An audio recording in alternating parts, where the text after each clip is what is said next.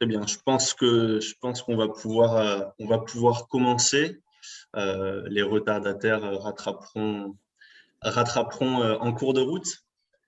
Donc, merci à toutes et à tous d'être venus si nombreux ce soir pour cette première conférence de Place au débat dans le cadre de la Semaine verte de Sciences Po Lyon. Nous organisons ce cycle en partenariat avec la conférence Olivain et avec le soutien, bien évidemment, de Sciences Po Lyon. Nous recevons ce soir les deux maires de plus grandes villes de la région Auvergne-Rhône-Alpes, Lyon et Grenoble. Grégory Doucet d'abord, vous êtes diplômé d'école de commerce, vous avez travaillé dans l'humanitaire et notamment au sein d'Handicap International.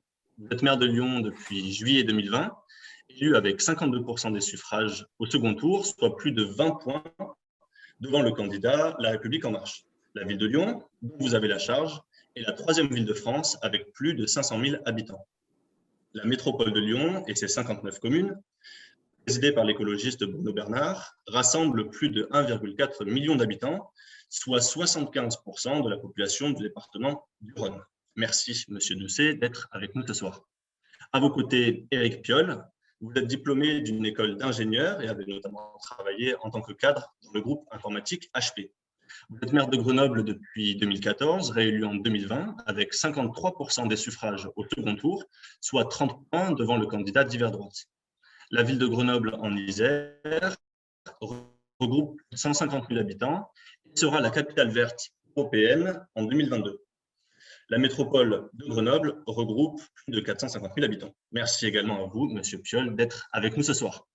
Le score très éloquent que vous avez obtenu lors des dernières élections municipales sont toutefois nuancés, puisque la vague verte a été marquée par une très faible participation, avec 62 et 65% d'abstention, respectivement, à Lyon et Grenoble au second tour.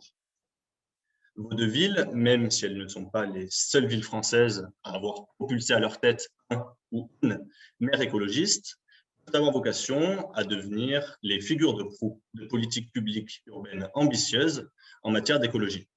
Si par le passé, le reproche a pu être fait aux écologistes de privilégier la nature au détriment du social ou de l'économie, la critique semble aujourd'hui dépassée puisque les écologistes mettent systématiquement en avant les interdépendances entre social, économie, écologie. Il est ainsi intéressant de noter l'aspect transversal de certaines politiques. Par exemple, les politiques de construction ou de rénovation de logements peuvent être l'occasion de répondre à un enjeu de justice sociale, tout en créant des bâtiments moins consommateurs d'énergie, qui utilisent des matières premières à faible empreinte carbone, qui peuvent solliciter l'artisanat local. De même, les politiques de mobilité, notamment pour favoriser les modes de déplacement doux, peuvent être l'occasion de diminuer la pollution de l'air et les nuisances sonores, mais aussi, nous aurons peut-être l'occasion d'en parler au cours du débat, de revitaliser les commerces de proximité, en particulier dans les hypercentres. Toutefois, vos politiques ne font pas l'unanimité. À Grenoble, le collectif Grenoble à cœur critique vivement la zone à faible émission créée autour de la ville et sa métropole, qui vise à interdire l'accès, d'ici 2025, à quelques exceptions près, à tous les véhicules non électriques ne bénéficiant pas d'une vignette critère. Selon le même collectif, limiter l'accès à la ville pour les véhicules thermiques n'aurait pas d'incidence sur la pollution de l'air de Grenoble, qui serait plutôt imputable au chauffage au bois. Cette décision aurait en revanche pour effet de diminuer l'attractivité du centre-ville. À Lyon, les opérations de piétonisation connaissent un succès relatif.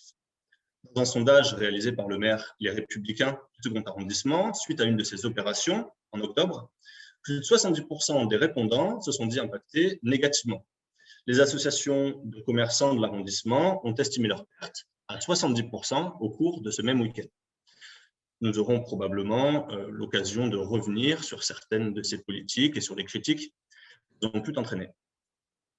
Ce serait une erreur de résumer la gouvernance des villes à la seule dimension environnementale sous prétexte que les maires disposent d'une étiquette écologiste. Il ne faut donc pas oublier que votre quotidien est rythmé par des initiatives éducatives, culturelles, sociales, sécuritaires. Toutefois, donc, dans le cadre de cette semaine verte de Sciences Po Lyon, c'est essentiellement sous le prisme écologique que nous aborderons la gouvernance des villes de Grenoble et de Lyon. Nous rappellerons, après les introductions de messieurs Piolle et Doucet, les consignes de l'échange afin de pouvoir garantir un débat qui restera audible. Monsieur Doucet, référence géographique oblige, je vais vous laisser la parole en premier pour une introduction de 10 à 15 minutes maximum, s'il vous plaît. Je vous laisserai nous rappeler donc votre parcours, les raisons de votre engagement et éventuellement compléter mes propos introductifs. Et je vais également vous poser une question, volontairement très large, afin de délimiter le sujet, sans pour autant entrer dès à présent dans tous les détails.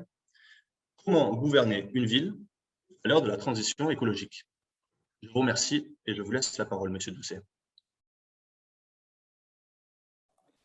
Je vais essayer d'être concis et surtout la place importante au débat, je crois, que vous voulez accorder aujourd'hui et la priorité. Alors, déjà, juste si vous me le permettez, vous dire que je suis particulièrement content d'être avec vous ce soir et d'intervenir auprès d'étudiants et d'étudiantes en sciences politiques dans un climat un peu particulier. Voilà. Je n'ignore pas que Sciences Po est secoué actuellement par un certain nombre de polémiques. Loin de moi l'idée de jeter de l'huile sur le feu, mais je voulais vous dire que celles et tous ceux qui sont engagés pour promouvoir, on va dire, un autre modèle que celui d'une masculinité verticale et dominante auront mon soutien. La promotion de l'égalité femmes-hommes est une de mes priorités.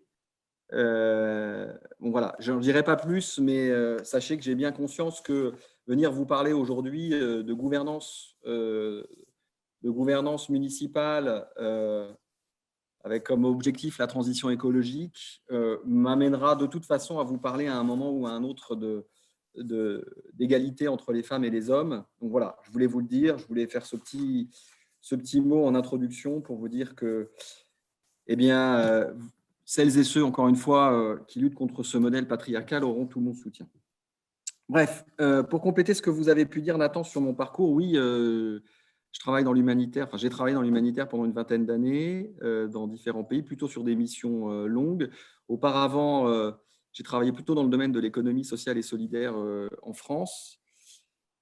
Et mon engagement dans l'écologie, on va dire, remonte même à plus loin que ça. Je ne vais pas vous faire tout l'historique de mes engagements dès l'adolescence, mais disons que ce qui est important à retenir dans mon parcours, c'est que au gré de mes engagements professionnels et associatifs, j'ai pu voir à quel point les questions d'inégalité sociale et les crises écologiques étaient liées.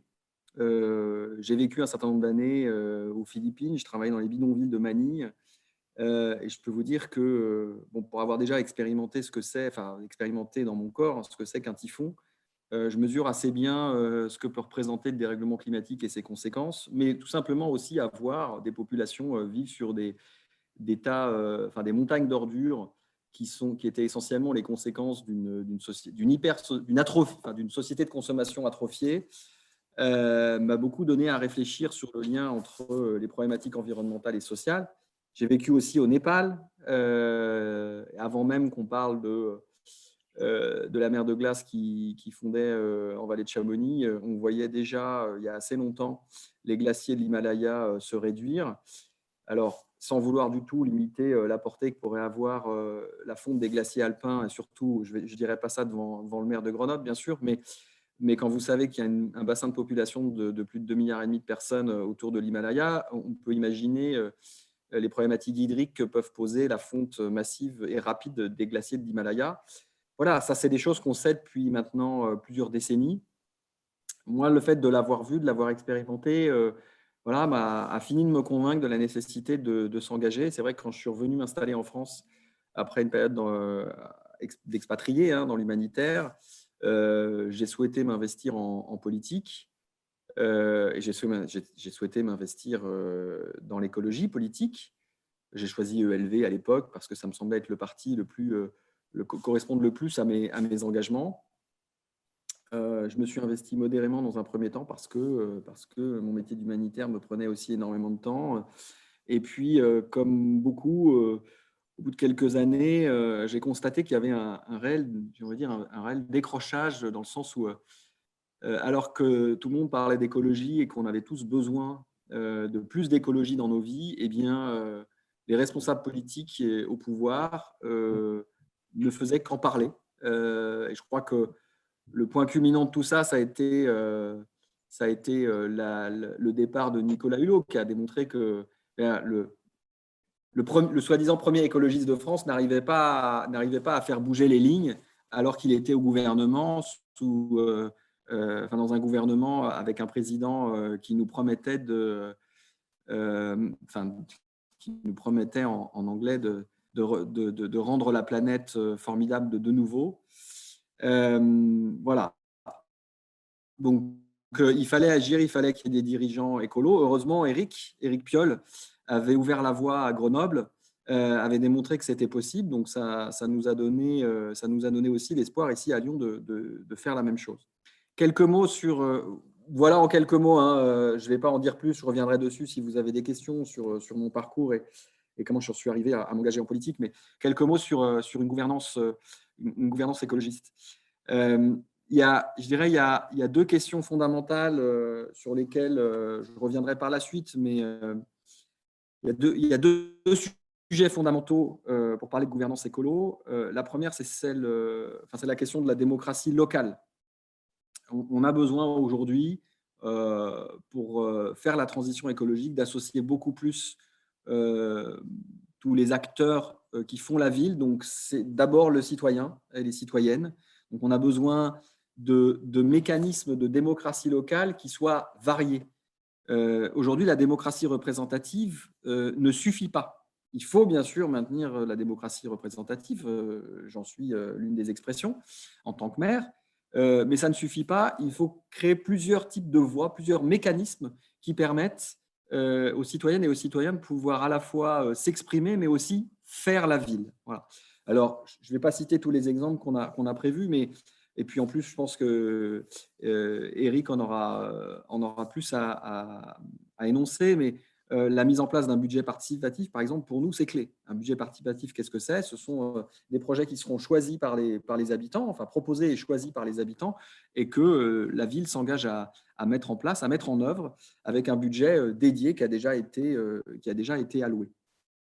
Et puis, dans la gouvernance, il y a aussi une autre question qui est importante pour moi, c'est celle de la transversalité de l'organisation. Les villes, et notamment les exécutifs, donc quand j'entends par exécutif mes adjointes, mes adjoints, mais les villes et leurs exécutifs ont souvent cette habitude de fonctionner de manière extrêmement pyramidale, avec des maires qui prennent l'essentiel des décisions et qui dirigent, pour certains même d'une main de fer, la ville.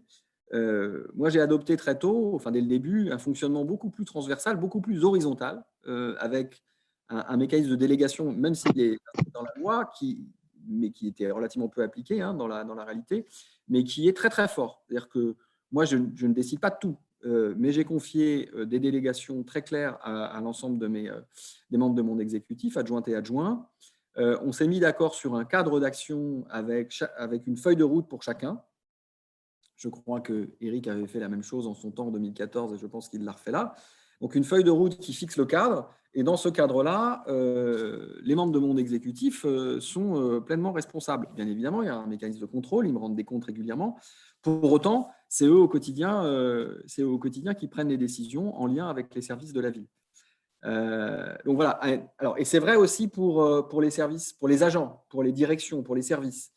C'est-à-dire l'idée étant d'aller vers beaucoup plus de délégation et vers beaucoup plus d'autonomie, de manière à ce qu'on puisse finalement réaliser davantage. Parce que quand vous avez un fonctionnement pyramidal dans une organisation et que toutes les décisions sont prises en haut, finalement, vous avez une quantité limitée de décisions qui peuvent être prises, alors que quand vous faites redescendre, quand vous avez une organisation beaucoup plus horizontale, vous êtes capable finalement d'agir beaucoup plus parce que vous êtes capable de décider beaucoup plus. Voilà. Donc, c'est au travers de ces deux sujets-là que je reviendrai probablement au cours du temps qui nous est imparti, mais j'en dirai pas plus pour le moment. Merci, Monsieur Doucet. Je vais maintenant laisser la parole à Monsieur Piolle. Oui, merci. Bonsoir à toutes et à tous. C'est effectivement un plaisir d'être là pour cette semaine verte. et des conditions particulières. Ça a été rappelé à la fois en ce moment pour les Sciences Po et puis de façon générale pour les étudiants cette année. Quelques petits mots, moi, sur mon parcours. Donc, vous l'avez dit, école d'ingénieur, j'ai travaillé 18 ans dans le privé. J'ai été cadre dirigeant d'abord dans des usines de transformation de papier et de carton, puis au sein d'HP. Mon engagement politique est assez tardif, puisque des engagements sociaux autour de l'éducation populaire, quand j'étais au lycée, de soutien scolaire auprès d'enfants de familles défavorisées, au sein d'Amnesty International, au sein de l'ACAT, l'Association des chrétiens pour l'abolition de la torture, puis des engagements autour des migrants avec les premiers collectifs RESF en 2005.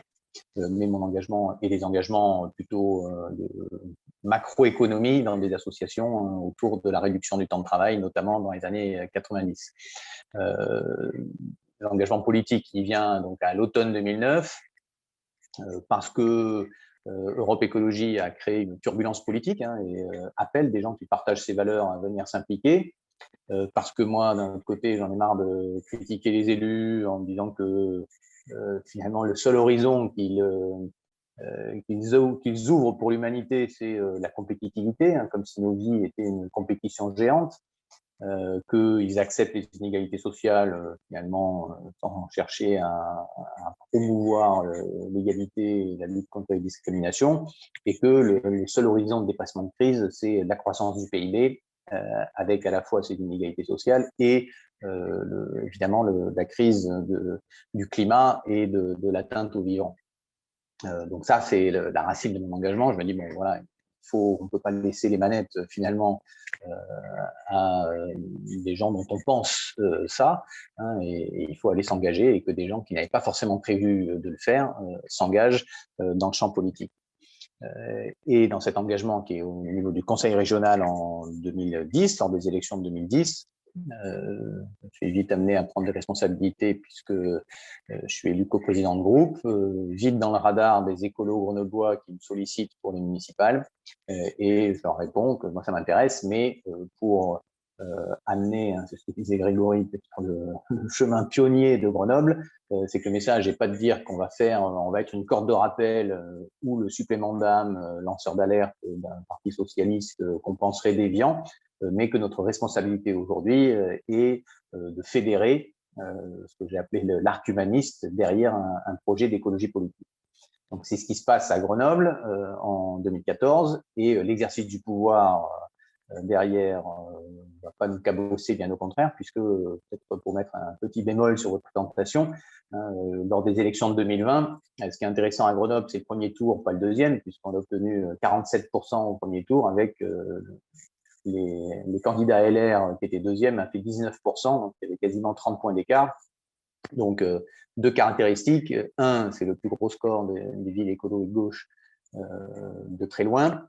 Deux, nous sommes la seule ville où le maire sortant de gauche ou écolo gagne des voix, puisqu'on gagne 30% de voix lors de ce premier tour, avec une abstention qui baisse moins qu'ailleurs, qui progresse moins qu'ailleurs. On perd 10 points de participation, là où en France, on a perdu 19 au moment des municipales. Et donc, nous, on a gagné 30% des voix. Le scrutin de deuxième tour est plus anecdotique, se manifeste par une abstention massive. On fait même moins de voix au deuxième tour qu'au premier. On progresse en pourcentage, mais finalement, avec 30 points d'avance, évidemment, le jeu était plié à la fois face au LR, les candidats LR, qui étaient pas sans étiquette, c'est Carignon, ancien ministre et maire corrompu, vous le savez, autour des histoires d'eau à Grenoble dans les années 90, mais également la candidate LREM et le candidat socialiste qui font tous les deux aux alentours des 13%. Le projet politique que nous portons, c'est un projet qui mêle la question de justice sociale et les questions environnementales, et qui s'appuie sur le fait que c'est finalement autour des sécurités du quotidien qu'on va trouver ce croisement avec la tarification sociale des services publics, avec l'espace public qui est regardé comme un patrimoine commun, donc on enlève la pub, on plante des arbres, on piétonise, etc. On redonne de la place, et on donne de la place pour le vélo. avec les politiques autour de l'alimentation, les politiques autour du logement social, les politiques autour de la mobilité. Et une fois qu'on a fait mobilité, alimentation et le logement, hein, on a fait à la fois les 3 premiers postes de budget des ménages et les 3 enjeux majeurs pour la question du climat. Donc voilà la logique. Et dans une gouvernance qu'on a appelée en 2014, on avait posé un slogan qui était « Un maire, une équipe », qui pour nous était à la fois l'affirmation de cette dimension collective au sein des élus, mais casser le mur entre les citoyens et les élus, de cette dimension aussi fondamentalement féministe de l'engagement politique des écolos, qui est à la fois vu comme une fin en soi, mais également vu comme un moyen de transformation de la société. Et puis, ce qui était peut-être nouveau chez les écolos à cette époque-là, la capacité à jouer en équipe avec un leader, hein, comme Grégory à Lyon, comme Léonore à Poitiers, Jeanne à Strasbourg, Anne à Besançon, etc. C'est que les candidatures écolos jusqu'à présent, avant 2014, c'était comme nous sommes tous égaux, nous allons tous apparaître sur l'affiche, nous tenant main dans la main pour montrer que, en fait, on est tous interchangeables.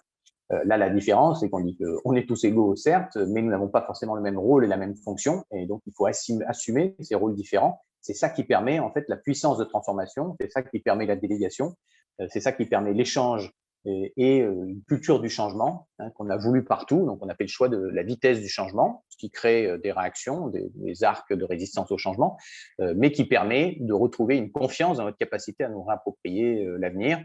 Et c'est sans doute ça, à la fois sur le bilan de mandat et également de ce qui avait été fait à Grenoble avant nous, hein, on s'inscrit dans une histoire, mais également dans ce que nous projetons. C'est ça qui a fait que la Commission européenne a choisi cet automne, en octobre, de choisir Grenoble pour être capitale verte de l'Europe en 2022.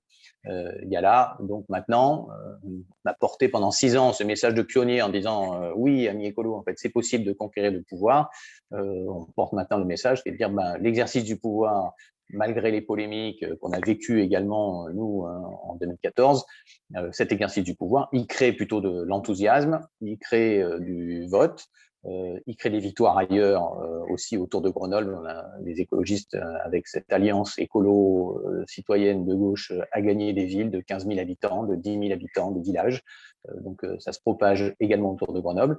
Et finalement, c'est ça qui peut donner un débouché politique à une majorité culturelle, hein, qui voit son avenir, finalement à la fois son existence aujourd'hui, mais aussi son avenir broyé par un modèle néolibéral qui s'applique à tout, y compris au champ de la santé, on l'a vu dans cette crise particulière. Donc voilà un peu à la fois les racines de l'engagement, l'état d'esprit dans lequel nous avons exercer ce pouvoir, aborder les élections, hein, cet arc humaniste qui fait qu'on a aussi un seul groupe dans la majorité depuis 2014 et à nouveau là. Et puis cet entraînement à la démocratie. Hein, on ne pense pas qu'on a toutes les solutions, mais ces solutions, elles émergent du débat, elles émergent de l'envie. On ne travaille pas beaucoup sur l'urgence, même s'il y a urgence. On travaille plutôt sur le désir de vivre de façon plus authentique. C'est ça qui nous permettra de changer nos modes de vie en gardant l'essentiel. Et puis je terminerai là-dessus, hein, sans rappeler que notamment dans nos gaz à effet de serre, il y en a dans nos émissions de gaz à effet de serre, il y en a la moitié qui sont en local et l'autre moitié en fait qu'on importe, c'est ce qu'on appelle le scope 3, hein, qu'on importe par nos achats de l'extérieur. Donc il faut bien tenir sur ces 2 jambes et c'est bien ça qui peut nous donner un horizon de transformation qui nous permettent, un peu à la manière que proposait Bruno Latour, de redéfinir qu'est-ce qui est essentiel pour nous et qu'est-ce qu'on est prêt à changer, pas avec une vision restrictive, mais au contraire une vision plutôt de sincérité et de retrouver des liens. Voilà ce que je pouvais partager pour démarrer ce temps de rencontre. Merci beaucoup, Monsieur Piolle et Monsieur Bouzet pour ces introductions très intéressantes qui vont, je pense, susciter peut-être des réactions dans le chat. J'en profite pour rappeler les consignes de cette conférence. Si les participants souhaitent poser une question, vous pouvez soit le faire dans le chat et nos équipes se chargeront de les poser à votre place. Vous pouvez aussi lever la main grâce à l'outil qui se situe en haut à droite dans le menu des participants si vous souhaitez prendre la parole plus directement. Donc peut-être pour enchaîner, j'aurais une première question. Je vais peut-être donner la parole d'abord à Monsieur Doucet et Monsieur Piolle, ensuite vous répondrez. Comment expliquer d'une part l'engouement électoral pour les écologistes lors des dernières élections, hein, on en a parlé de cette fameuse vague verte, Monsieur Piolle, vous avez parlé de la victoire, donc à 47% à Grenoble, donc avec des victoires très nettes, et d'autre part des réactions parfois viscérales face aux initiatives écologistes. Les politiques menées par les écologistes sont-elles trop polarisantes pour fédérer, et cela est-il rattrapable? Alors, qui démarre là-dessus? Je peux. Vas-y, Eric. Tu as Ouais. en plus un recul plus ancien. Vas-y. D'abord, clivante, je peux dire a posteriori que manifestement non, puisque au premier tour en 2014, on avait fait 29%. Je crois d'ailleurs que c'est à peu près le score obtenu compte tenu les listes de Grégory en 2020 à Lyon, et que 6 ans plus tard, c'est 47%, avec une progression en voie de 30%, je l'ai dit.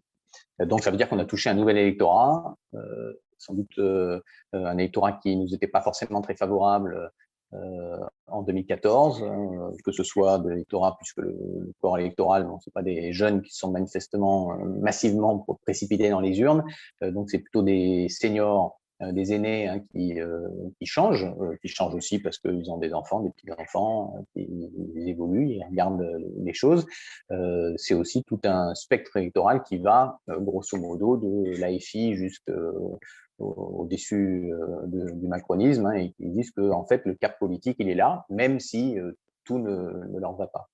Et ce tout ne leur va pas, donc c'est Pierre Charbonnier, hein, le philosophe, qui dit que l'écologie, elle est clivante. Elle est clivante potentiellement dans la société, mais elle est clivante en fait pour chacun de nous. On est tous un peu résistants au changement, hein, et donc ça nous oblige, hein, la situation actuelle, la crise sociale, la crise environnementale nous oblige petit à petit à trancher des contradictions internes que nous avons en chacun de nous. Et donc, ce clivage à la fois dans le paysage politique, et on l'a vu jusqu'à présent, on était qualifié d'utopiste romantique, et puis quand la victoire est là, quand on montre qu'en fait l'électorat peut nous choisir pour exercer le pouvoir, le discours devient beaucoup plus violent. On l'a vu à Lyon avec Collomb qui se rapproche des LR. Donc là maintenant, on préfère jouer dans cet espace-là et faire un front anti-écolo. On l'a vu avec les propos du Dupond-Moretti qui nous a traité de. Messieurs, le départ de notre train on va perdre Laure Lavigne qui va monter dans son train. On l'a vu avec le discours de Dupond-Moretti qui nous traitait d'ayatollah, Macron qui nous traite d'amiche, les polémiques à n'en plus finir, celle de Darmanin contre Grégory ces jours-ci autour de repas sans viande qui pourtant avaient été mis en place de la même façon par Gérard Collomb au printemps. Moi en 2014 c'était la cravate, je n'avais pas de cravate, c'était une atteinte à la dignité et à la fonction de maire. Donc, quand on regarde aujourd'hui les élus, qu'ils soient LR ou socialistes, il n'y en a plus beaucoup qui portent de cravate, donc ça me fait doucement sourire. Mais bon, bref, il y a ce caractère-là. En pratique, finalement, on s'aperçoit que c'est plutôt fédérateur. Et c'est dans ce cadre-là qu'on a proposé notre candidature pour être capitale verte, parce que ça permet d'allier le monde institutionnel, mais aussi le monde économique, le monde culturel et sportif, le monde académique et de la recherche, derrière des objectifs communs. Donc moi, je crois fondamentalement que l'écologie politique est fédératrice, parce que finalement, la violence du système néolibéral non seulement broie de plus en plus de gens, hein, dont l'espérance de vie en bonne santé diminue de façon très nette, mais elle n'assure même pas, même pour les couches moyennes supérieures, en fait, elle crée une vulnérabilité, une menace, une perte de déclassement pour soi-même ou pour ses enfants, qui fait que, en fait, l'aspiration au changement, elle est là.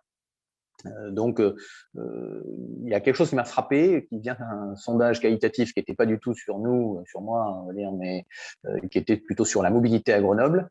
Ce qui était ressorti, c'était que finalement, j'étais vu par les gens comme la personne qui fait ce qu'on sait qu'on devrait faire. Ça nous saoule un peu, mais on va le faire quand même. Et puis finalement, à la fin, on est content. Et je trouvais que c'était finalement un bon résumé. C'était aussi les discussions que j'ai eues avec les commerçants après nos stratégies de piétonisation du centre-ville, où au début il y avait une franche hostilité, qu'on était, je crois, le 4e centre commercial d'après les unions nationales des fédérations de commerçants en termes de dynamisme en 2017, avant qu'on change. On est passé donc d'un taux de magasins vides de 8,5%, 8,8%, on est monté à 10,4% pendant les travaux, puis on est redescendu juste avant le Covid là à 9%, donc quasiment au même taux qu'avant, avec un centre-ville transformé et donc plutôt sur une bonne tendance.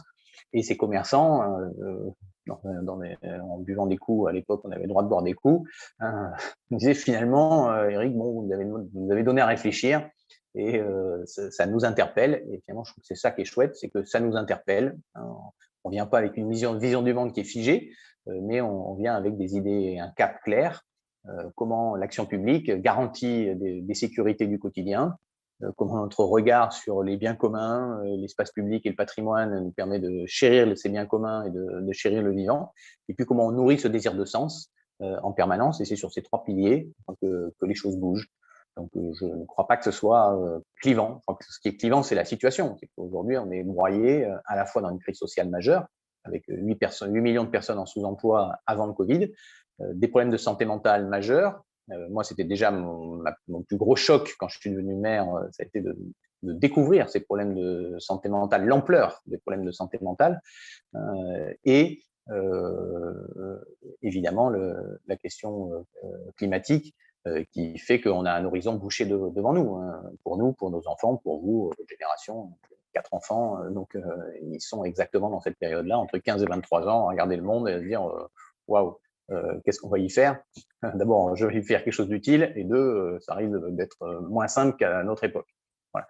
Donc c'est un peu ça. Donc je crois que l'écologie est à la fois clivante pour chacun et collectivement, et à la fois un vecteur de fédération, parce que ça propose un caractère pionnier et finalement un horizon politique nouveau pour le pays, pour nous tous, pour nos communautés.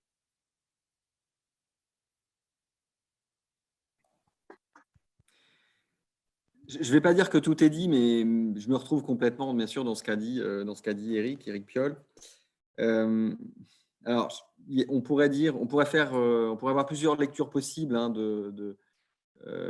pour répondre à la question que vous avez posée, Joséphine. Mais, alors, je suis d'accord avec Eric, l'écologie peut être clivante, mais en même temps, je ne suis pas sûr que ce soit que l'écologie qui soit clivante. Je pense qu'en fait, on est dans une société, dans un système. Enfin, Eric a parlé de système néolibéral, qui est lui-même très clivant et qui est générateur d'inégalités comme jamais. Il n'y a jamais eu autant d'inégalités dans le monde qu'aujourd'hui. On peut se référer à des périodes passées où on a l'impression qu'il y avait encore des gens plus riches, mais ce n'est pas vrai. L'écart entre les riches et les pauvres aujourd'hui sur la planète n'a jamais été aussi important. Je crois que c'est l'un des derniers rapports d'Oxfam qui disait que les 26 plus riches de la planète possédaient autant que la moitié de la population mondiale. C'est complètement inimaginable de se dire ça. Jeff Bezos, il peut ne plus rien faire de sa vie et ça y est, c'est bon, son avenir est assuré et pour les 30 prochaines générations. Et Jeff Bezos, ce n'est qu'un cas parmi d'autres. Mais le creusement des inégalités, pour moi, c'est une des violences de notre civilisation, j'ai envie de dire. Donc, l'écologie, elle vient cliver, mais elle vient avec l'ambition de rétablir un certain nombre d'équilibres et de faire en sorte que chacun ait sa place, pour moi.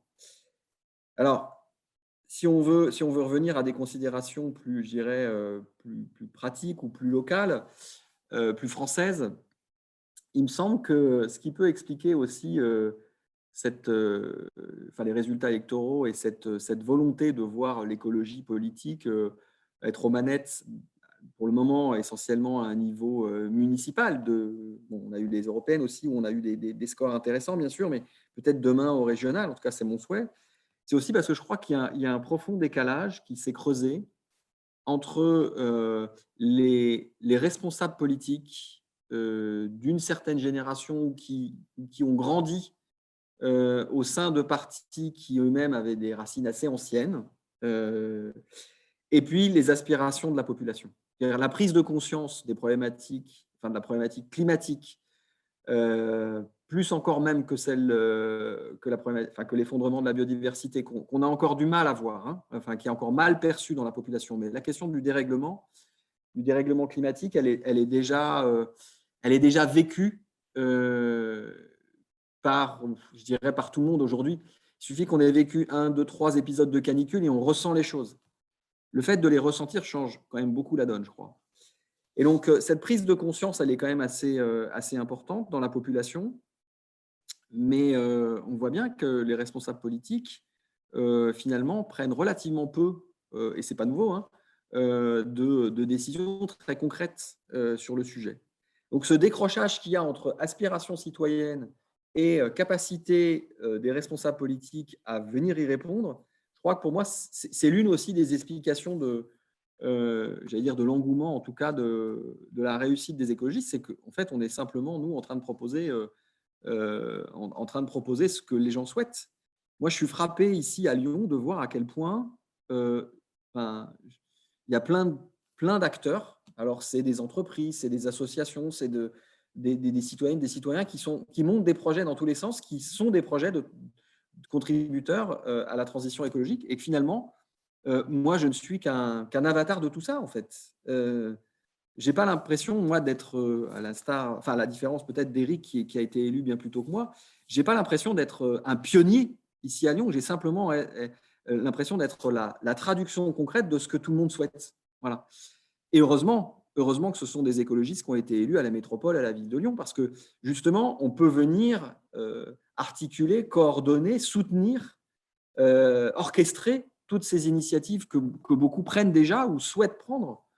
Ce que nos prédécesseurs à la métropole comme à la ville avaient un peu de mal à faire, ou faisaient de manière un peu timide quand ils pouvaient en tirer un bénéfice politique, parce qu'ils avaient pour eux au moins d'être, il faut leur reconnaître ce talent par le passé, d'être des gens qui étaient capables d'être à l'écoute malgré tout des bruissements dans la population. Mais aujourd'hui, pour moi, il ne faut pas être simplement à l'écoute des bruissements, il faut pouvoir aller de l'avant, quoi.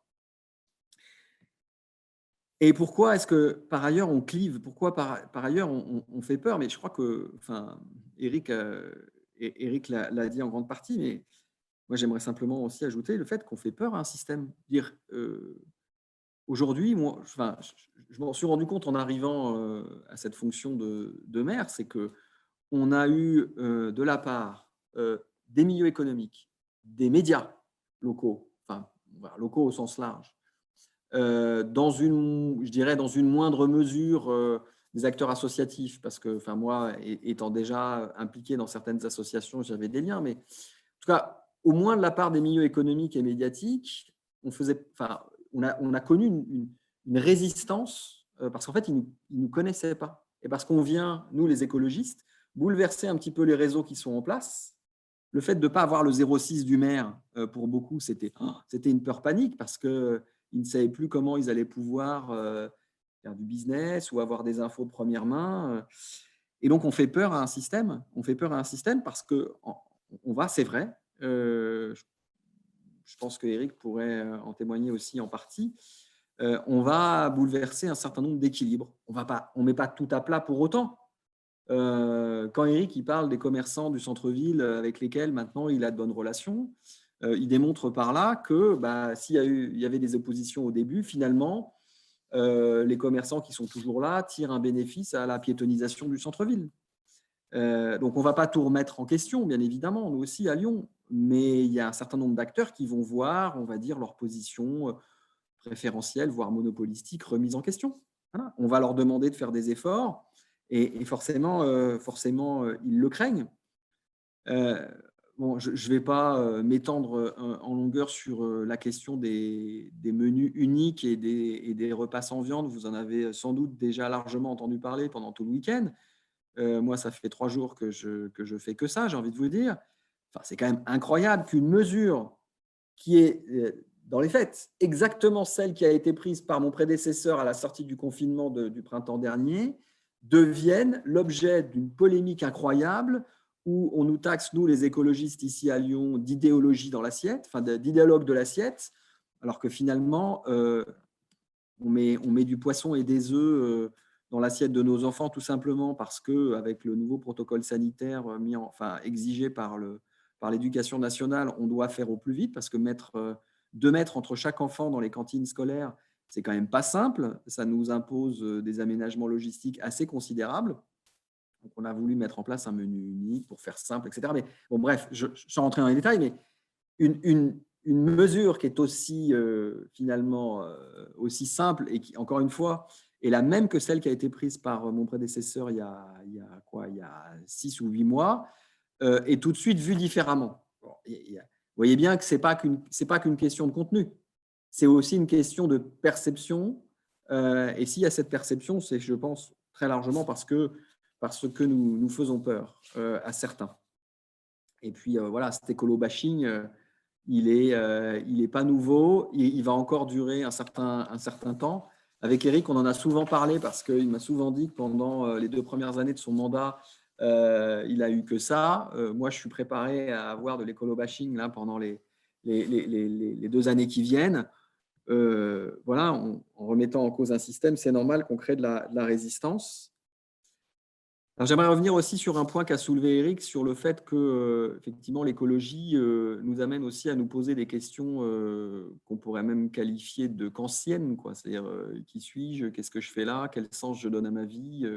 Et donc on est amené effectivement à se remettre en question dans nos actes les plus quotidiens.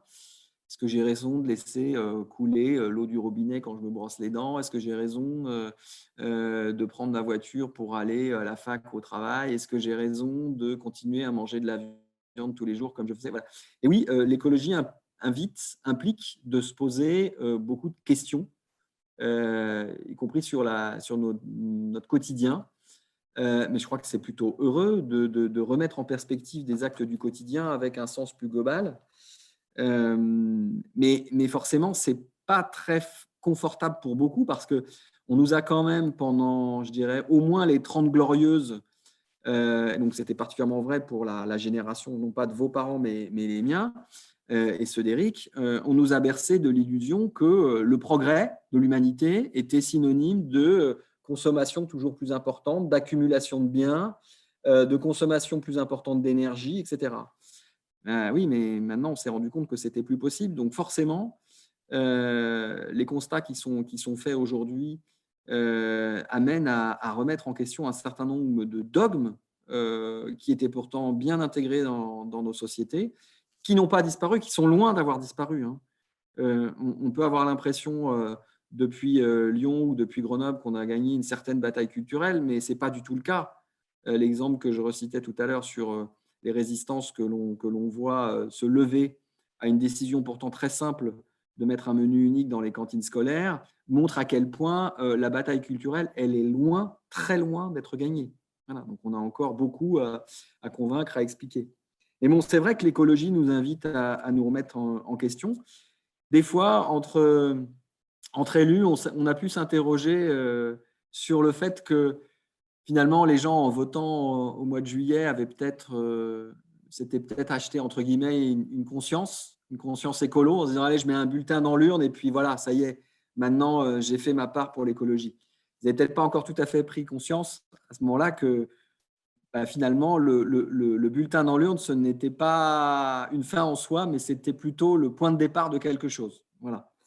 Mais là, maintenant, petit à petit, je pense que beaucoup commencent à en prendre conscience et on essaye, nous, ici à Lyon, de ne pas trop brusquer. En même temps, on crante un certain nombre de décisions.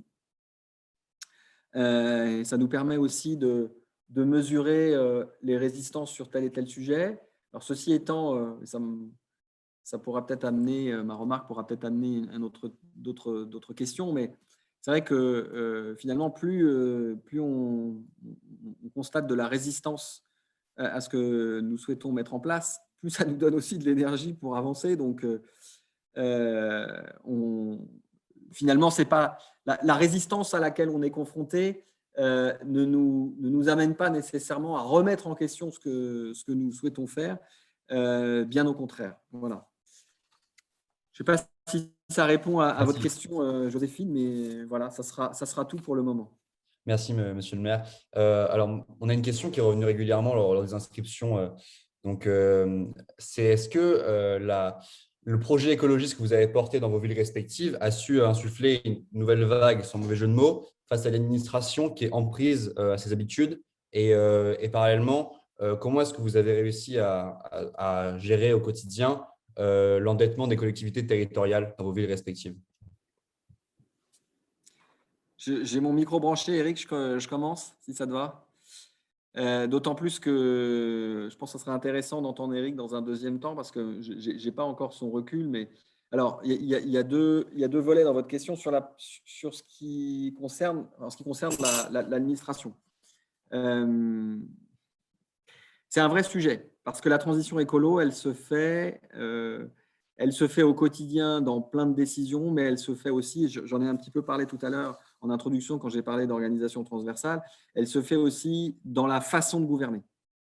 Et c'est vrai avec les services, avec les directions, donc avec l'administration d'une ville. Pour moi, le choix de mon directeur général des services et la façon dont il organise les services, la façon dont on traite les agents de la collectivité, tout ça, c'est essentiel. On a énormément de chantiers, nous, qu'on vient d'ouvrir dans le domaine des services publics, dans le domaine on va dire, des conditions de travail de nos agents. Et parmi les chantiers, il y a ce que je vous disais donc tout à l'heure, la question de la transversalité. Comment est-ce qu'on fait pour que on ait un système qui soit moins pyramidal, avec plus de responsabilités qui descendent. Ça veut dire aussi être plus à l'écoute des agents qui font le quotidien des services. Et dans une ville comme Lyon, où on a 8000 agents, ça ne se fait pas du jour au lendemain.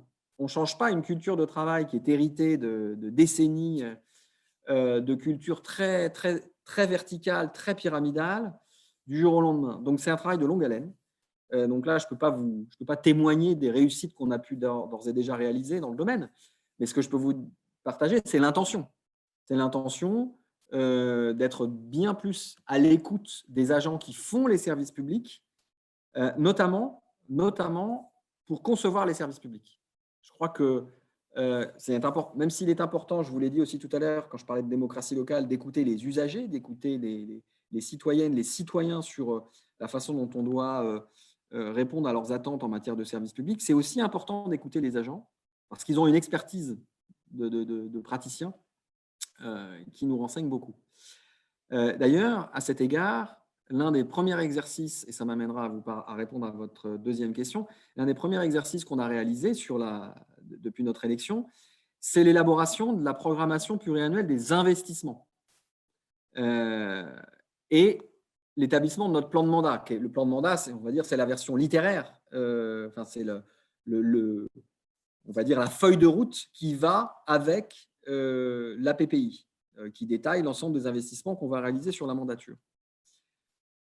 Et pour élaborer ce plan de mandat et cette PPI, bien sûr, on s'est d'abord appuyé sur le programme qu'on avait, mais le programme, quand on est arrivé, qu'on l'a confronté avec tout ce qu'on a trouvé dans les tiroirs, alors parfois les tiroirs étaient vides, mais avec les études qui avaient pu être réalisées par l'administration sur tel et tel domaine, on a bien sûr fait des aménagements.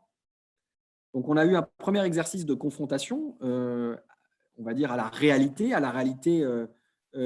présentée par les services. Ça nous a amené à revoir certaines planifications, à revoir certains projets. On n'est pas revenu sur les fondamentaux, on n'est pas revenu sur les principes, on n'est pas revenu sur les grands projets, mais par contre, on a été obligé d'aménager notre projet à l'aune de ce que l'administration et les services étaient capables de produire, à l'aune de la capacité financière de la collectivité.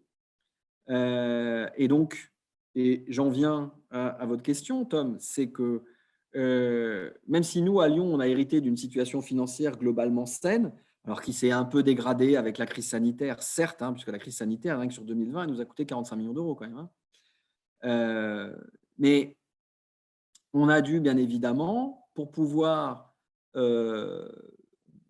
investir à la hauteur de ce qu'on juge être nécessaire, c'est-à-dire pour la ville de Lyon, on a prévu un plan pluriannuel d'investissement d'1,2 milliard d'euros. C'est, pour tout vous dire, ça peut paraître beaucoup, mais en fait, alors c'est beaucoup pour une ville comme Lyon, bien sûr, mais par rapport aux besoins, on a tous dû se serrer la ceinture parce qu'on aurait voulu aller beaucoup plus loin. Mais aller beaucoup plus loin, ça voulait dire aller au-delà de ce qui est raisonnable en matière d'endettement. Voilà. Donc, on a trouvé une voie moyenne entre ce que la ville est capable de supporter en matière de capacité de remboursement, enfin, en fonction de sa capacité de remboursement, et puis le niveau d'investissement nécessaire pour à la fois répondre bien évidemment à l'enjeu du dérèglement climatique, mais aussi, il se trouve qu'on a hérité à Lyon d'une considérable dette patrimoniale parce que vous avez énormément d'écoles et d'équipements sportifs qui sont dans un état déplorable et qu'on a besoin de remettre tout simplement en état et en plus d'adapter aux enjeux du dérèglement. Bref, donc on a volontairement, je vous le disais, limité l'endettement, mais on va pousser cet endettement à une dizaine d'années au maximum, tout en restant dans les limites raisonnables que nous permet d'envisager la capacité d'autofinancement qui est annuellement générée par la ville. Voilà. Donc, certes, on va augmenter la durée de l'endettement de la ville, mais finalement, dans une période où les taux d'intérêt sont très bas, vous le savez, où la gestion financière de la ville est bonne. Moi, je n'ai pas changé les équipes qui dirigeaient les finances, donc les capacités, elles sont là, les compétences, elles sont là.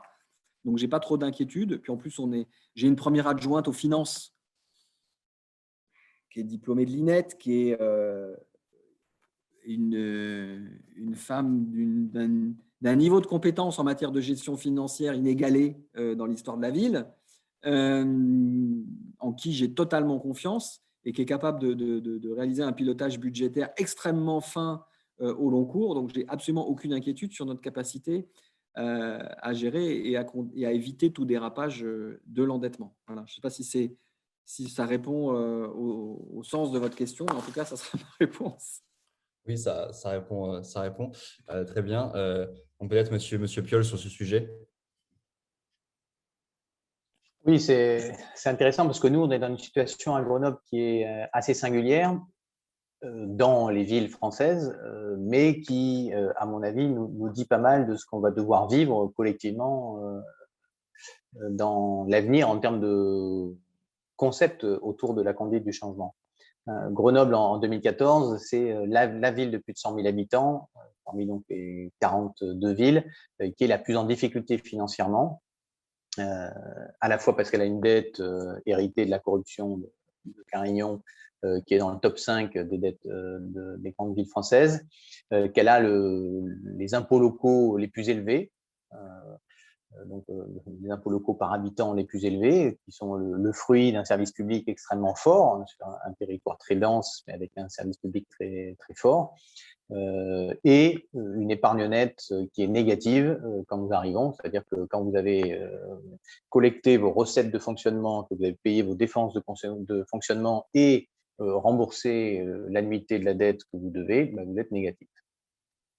Et donc, ça va nous amener évidemment à devoir exercer le pouvoir avec une situation financière très dégradée, c'est-à-dire aussi en prenant des mesures qui sont clairement pas drôles, et qui, là où normalement quand on fait de la conduite du changement, on met de l'huile un peu dans les rouages partout pour accompagner, nous on le fait sans huile, voire dans les rouages, voire même avec un peu de gravier dans les rouages. Donc ça grince. Et ce qui me semble intéressant, c'est deux choses. Me dire que là, dans les grandes villes qui ont été gagnées par des écologistes, que ce soit à Strasbourg, Bordeaux, Lyon, comme vous disait Grégory, ou la métropole de Lyon, Poitiers ou Tours ou Besançon, ou Annecy encore plus, la santé financière de ces villes au point de départ est là. Donc, normalement, on se dit que ça peut nous donner aussi des perspectives dans le sens où peut-être que la vitesse, hein, ils iront plus vite que ce que nous avons fait, à la fois peut-être parce que ça a déjà été fait, mais aussi parce qu'il y a des moyens financiers. L'autre dimension, c'est que nous allons vivre finalement des changements sous contrainte. Notre société va vivre des changements sous contrainte si nous voulons sauver le climat et les conséquences pour l'humanité, si nous voulons préserver la biodiversité, et que finalement, pour nous, on le vit, de fait, on est obligé, hein, mais on le vit plutôt avec enthousiasme, même si c'est pas facile tous les jours, c'est loin s'en faut, mais en se disant que c'est un entraînement, le changement sous contrainte, et finalement, ce que vous allez aussi en termes de génération, devoir vivre dans les années futures, et donc il faudra trouver du sens pour ce changement sous contrainte.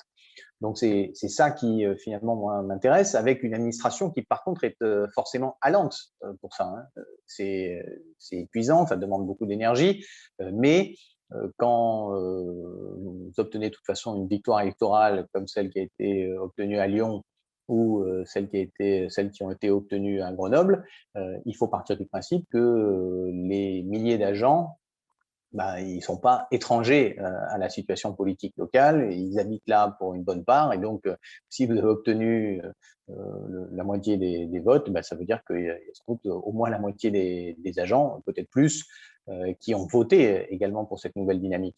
Hein. Donc l'administration, il y a des questions de façon de faire, de conduite du changement, de changement aussi parce que c'était nous pour la première fois, hein, j'avais pourtant pris un DGS c'était son dernier poste, donc il avait beaucoup d'expérience, ancien préfet, ancien DGS, passé par différentes villes, régions, associations des régions de France, etc.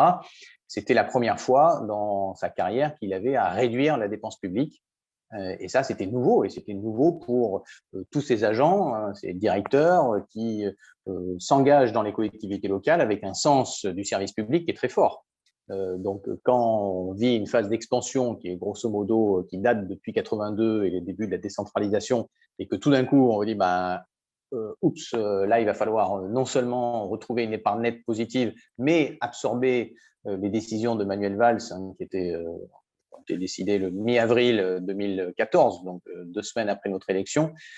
Pour la traduction pour Grenoble, c'est qu'on nous a enlevé 1 mois de budget, 1/12e de nos ressources, et donc il faut non seulement faire un effort pour retrouver une épargne nette positive, pour respecter juste les règles de base de la comptabilité, mais également absorber ce mois de dépenses, hein, donc faire avec un 12e en moins.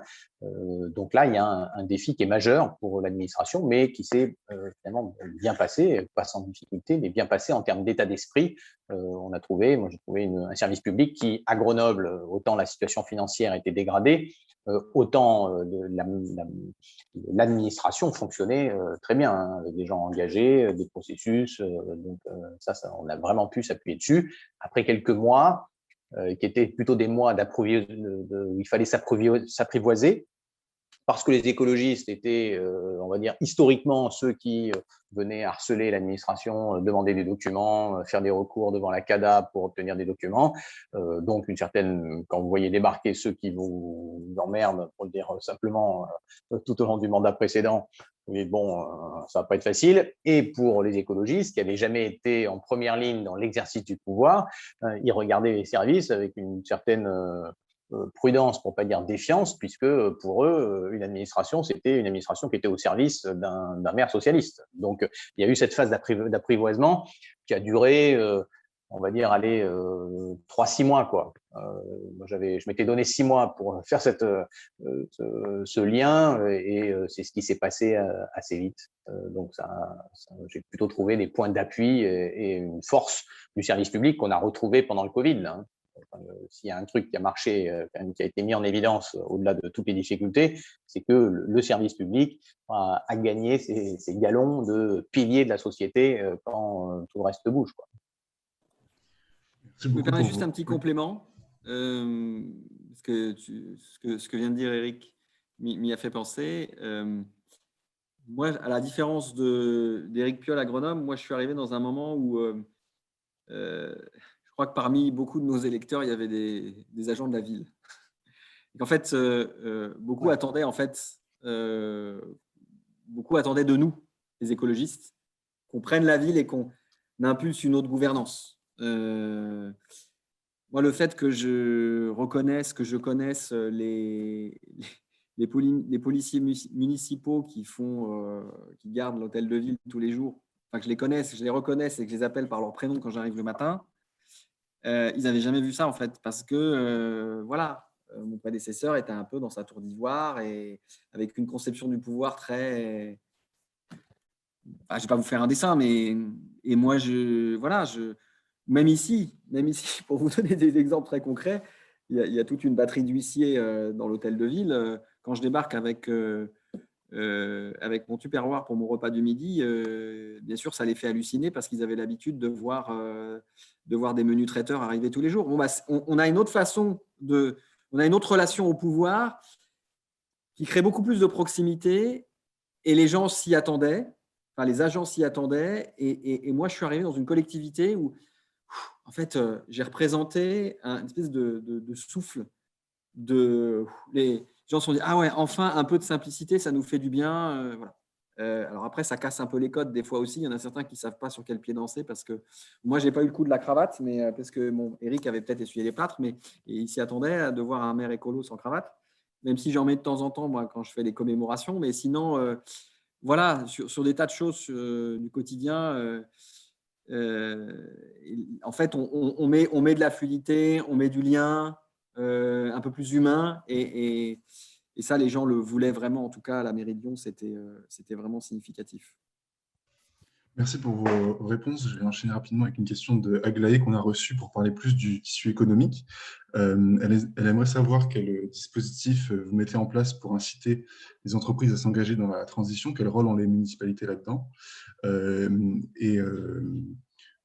voilà, ou est-ce que vous leur laissez plutôt une forme d'autonomie et finalement, quelle est la différence entre ce que vous avez impulsé et ce qui pouvait se faire avant, notamment à Lyon avec Gérard Collomb?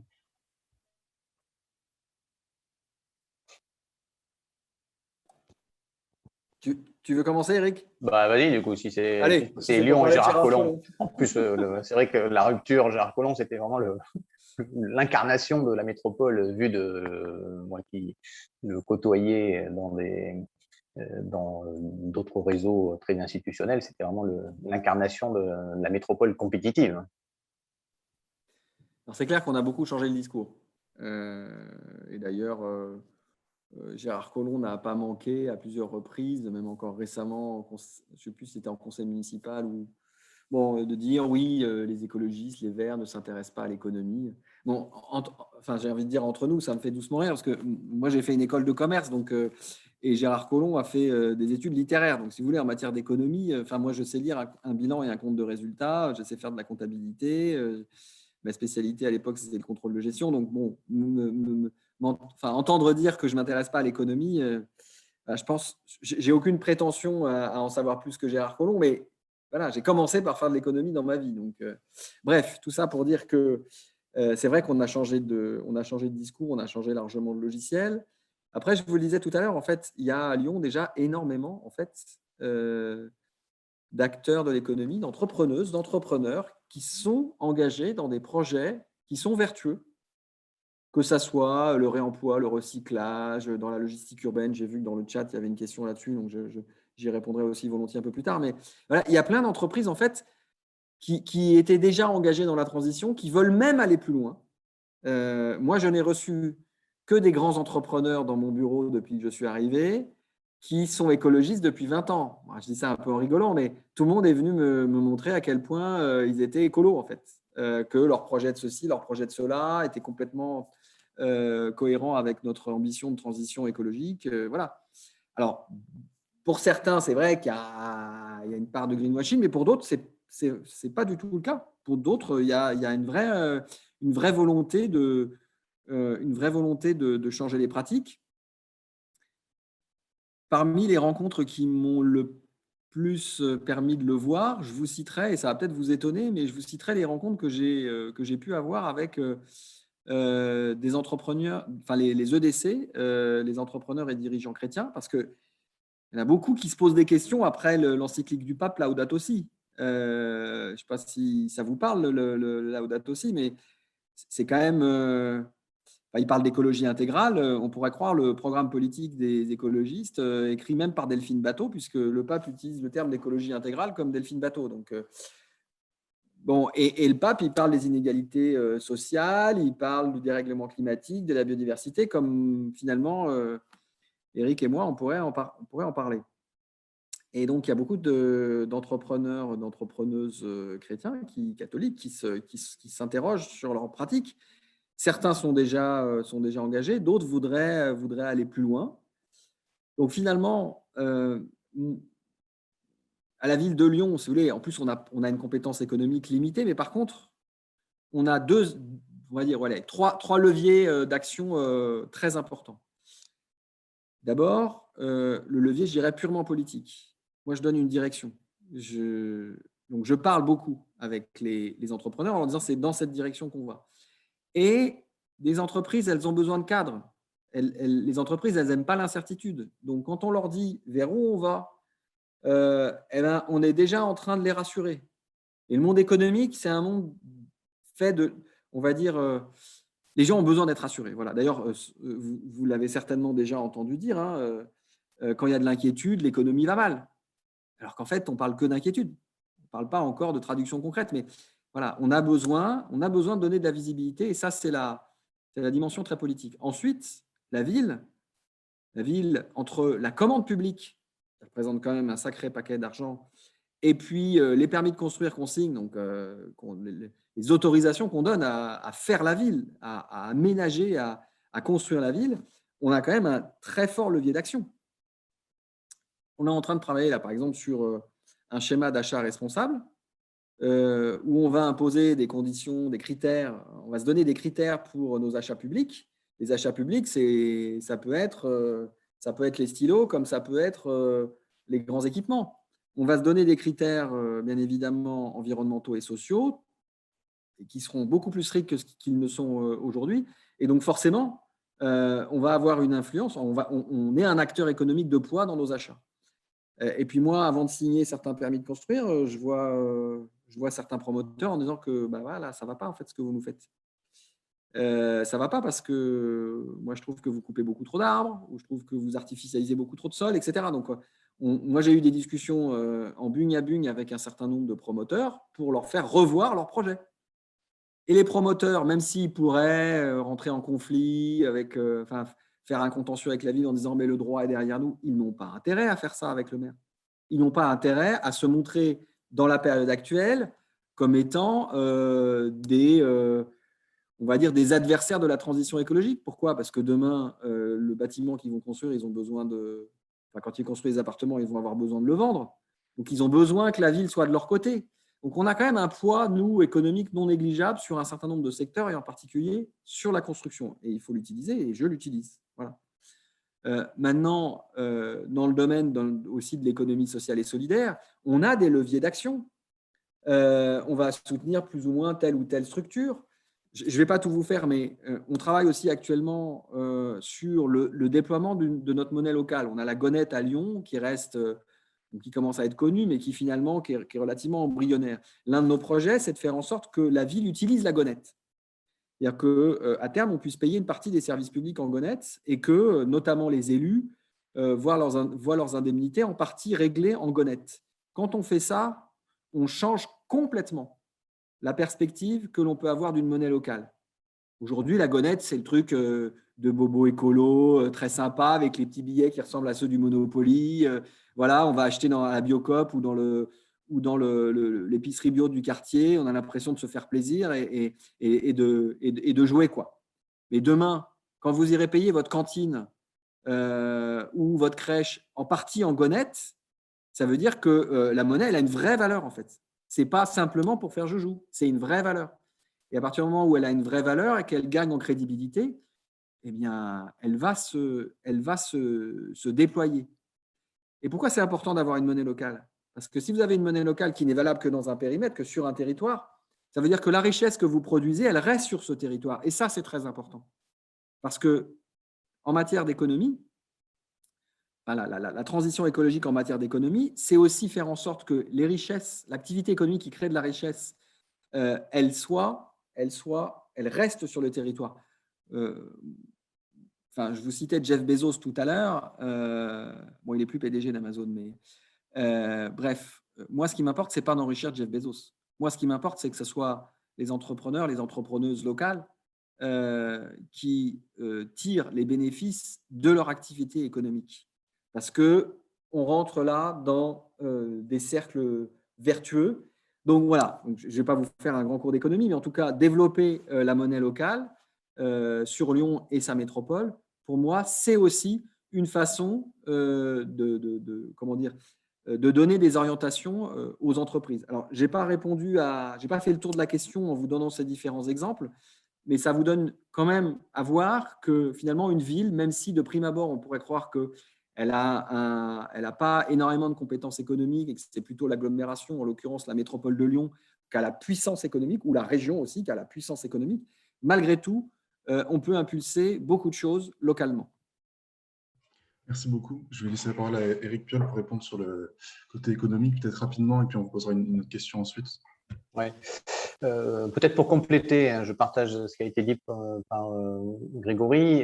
Ce qui me semble intéressant d'abord, c'est effectivement mon parcours, puisque sur les questions économiques, finalement, il y a une espèce, moi je constate une espèce de fascination du monde politique pour l'économie, qui pour moi est vraiment la mise à genoux à terre du politique face à l'économie. Et c'est ce que nous avons voulu marquer quand on a décidé d'arrêter notre contrat avec Deco en 2014, hein, dire que en fait c'est le politique qui a le pouvoir de décision collective sur l'économique et ça prévaut. Et donc ça me semble important de le réaffirmer, notamment pour effectivement des parcours qui sont très riches comme celui de Grégory, qui a aussi une expérience professionnelle forte, mais on pourrait citer Anne Vigneault, qui est également à Besançon, la maire de Besançon, qui est également ingénieur, ou Emmanuel Denis, qui est également d'ailleurs ingénieur aussi. Mais bon, bref, des parcours qui sont des parcours professionnels qui sont très diversifiés, mais qui n'ont pas cette fascination pour l'économie. Et pour ma part, j'ai travaillé 18 ans dans l'industrie, donc j'en mesure la richesse. J'ai pris mon pied dans mon boulot. Hein. J'ai eu l'impression d'y faire des choses qui étaient utiles, pertinentes, à la fois pour l'entreprise, mais également pour la communauté au sens large. Donc, j'ai pas eu l'impression de trahir mes valeurs ou de devoir me séparer en deux, un mois citoyen investi et puis un mois professionnel qui serait broyé dans le système. Ça n'a pas été ça mon parcours, jusqu'à mon licenciement pour refus de délocalisation en 2011. Et ce qui m'intéresse, en fait, dans le monde économique, c'est de voir comment ce monde économique, on le met en mouvement, hein, l'initiative, la force économique du public est quand même forte. Hein, l'investissement, il est massivement public. Nous sommes donneurs d'ordre. Il doit y avoir une cohérence sur l'alimentation, sur les marchés publics. On a lancé les assises de la commande publique il y a 3 ans de cela pour essayer de fédérer les acteurs du territoire, pour que la métropole ne soit pas une bulle, mais en lien avec le grand territoire, que ce soit sur les sujets d'alimentation, d'énergie ou de monde économique. Mais derrière, il y a aussi l'initiative des organisations privées, hein, et la question est de se dire comment, finalement, on fixe un cap collectif, démocratique, qui fait que le chemin est suffisamment clair pour qu'elle s'adapte. Ce dont a besoin un acteur économique, c'est d'un chemin un peu visible qui lui permette, lui, de développer sa stratégie d'organisation d'entreprise qui soit en ligne, hein, en cohérence pour son business et en cohérence avec ce cap pour pas qu'il se heurte à des murs partout. Et c'est en ça, par exemple, que la candidature pour être capitale verte européenne a suscité un vrai élan parce que le monde économique s'est dit, bah là, finalement, au lieu de me retrouver cornérisé à devoir montrer que je pollue pas trop, que j'ai pas trop d'impact, que socialement ça va, etc. J'ai l'occasion de tourner les choses positivement et d'en faire un projet également pour mon entreprise, cette participation. Et donc, on a conçu, il y a 12 thématiques dans cette candidature capitale verte européenne, dans le label, le titre de capitale verte européenne, et on a conçu des défis à adopter, donc qui peuvent être adoptés également par des entreprises privées pour qu'ils fassent partie de cette transition en restant chacun à sa place, puisque moi qui étais cadre dirigeant, j'ai jamais compris en fait le discours des hommes politiques qui disent qu'ils ont créé de l'emploi ci et là. L'acteur public, il peut créer de l'emploi dans la fonction publique. c'est plus trop la tendance générale depuis déjà un certain nombre d'années. Et après, il peut prendre des décisions cohérentes dans des champs qui touchent l'économie et évidemment les questions de mobilité, de logistique urbaine, de transport en commun, de critérisation des aides publiques et de dire qui on va soutenir parce que le business est en développement et que son impact social nous intéresse. Comment on avance dans tout ça, comment on développe un tourisme zéro carbone. À Grenoble, c'est un vrai enjeu. On vit entouré de montagnes et donc évidemment cette mutation, ce dérèglement climatique qui va 2 fois plus vite dans les Alpes qu'ailleurs, il a un impact sur notre modèle économique et d'un autre côté, on a une vraie opportunité pour créer un tourisme zéro carbone de 4 saisons qui permettent à plein de gens de découvrir les merveilles de la montagne, à la fois de la biodiversité au printemps, de parcours éducatifs sur la faune et la flore à l'automne et de balades, peut-être de lutter contre, aller chercher du frais dans les périodes de canicule qui s'annoncent. Hein. Nous, à Grenoble, les scientifiques, les météorologues nous annoncent 46 jours de canicule en 2050. Là, on en a en moyenne 3 jours par an aujourd'hui. Hein. Donc, le passage de 3 à 46 en l'espace de même pas 30 ans, ça va être un choc terrible et donc aller chercher le frais en montagne, ça peut être une solution aussi. Bref, au-delà de l'économie de la neige qui reste évidemment un pilier de notre activité. Donc, il y a là, pour moi, ce qui est important, hein, c'est que le politique puisse poser le cadre qui fasse que les acteurs économiques, ça marche, sachent où aller. Et j'ai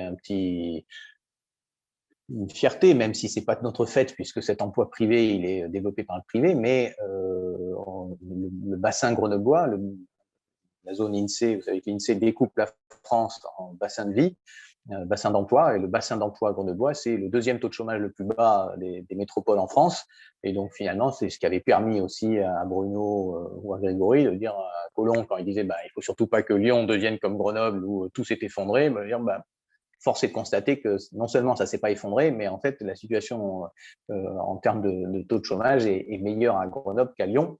Ce n'est pas un concours, hein, mais en tout cas, ça montre juste que l'exercice du pouvoir par les écolos, ça n'a pas fait s'effondrer le monde économique, loin s'en faut. Et à l'inverse, ça change les cultures, y compris d'ailleurs les cultures en matière de mobilité. Hein. Moi, j'ai un certain nombre de grands patrons qui se sont mis à faire du vélo parce que d'un coup, ils voient le maire à vélo et qu'avant, ce qui était cool, c'est la voiture avec chauffeur, avec quelqu'un qui vous porte votre serviette et quelqu'un qui vous porte votre manteau. Le maire, la puissance publique du maire, c'était ça.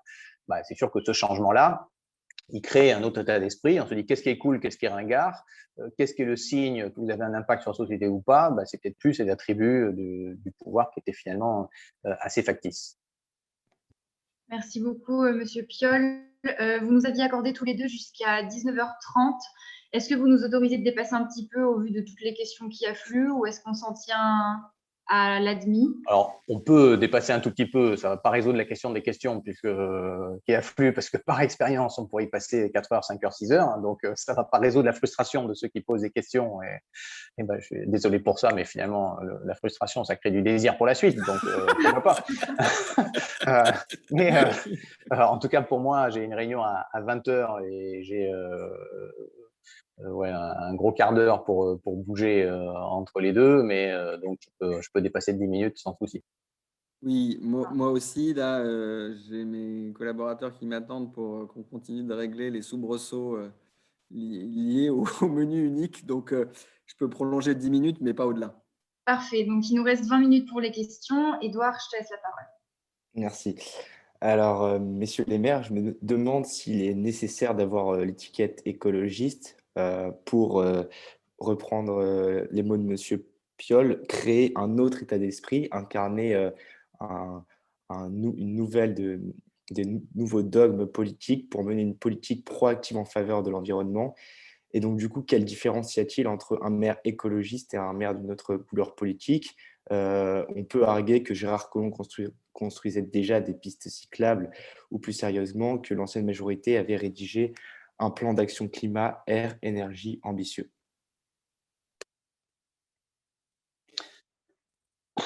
Que dire de ça? Je pense qu'il y a une confusion en fait sur ce qu'est l'écologie politique. Et finalement, il y a une réduction qui montre le schéma mental dans lequel sont inscrits la plupart des acteurs politiques. Il dit écologie politique, en fait, c'est l'environnement. Donc après, vous pouvez avoir différentes formes d'environnement, ça peut être les petites fleurs, les petits oiseaux, ça peut être des pistes cyclables, etc. Mais l'écologie, c'est pas l'environnement. L'écologie, dans sa définition étymologique, il y a un triple axe. Un qui est les rapports des humains entre eux, des individus humains entre eux, donc c'est un humanisme. Deux, l'humain en société, donc la société humaine, et le rapport de cette société avec l'environnement. Il y a les trois. Et donc, en fait, dans l'écologie politique, il y a la question de la justice sociale, il y a les questions évidemment du rapport à l'environnement, au climat, à la biodiversité, au vivant. Est-ce que vous avez un rapport extractiviste de domination ou est-ce que vous avez un rapport écosystémique? Et puis, il y a la question de la démocratie. Je crois que c'était une des questions du chat. Est-ce qu'on peut mettre entre parenthèses la démocratie au nom de l'urgence écologique? Non. On ne peut pas.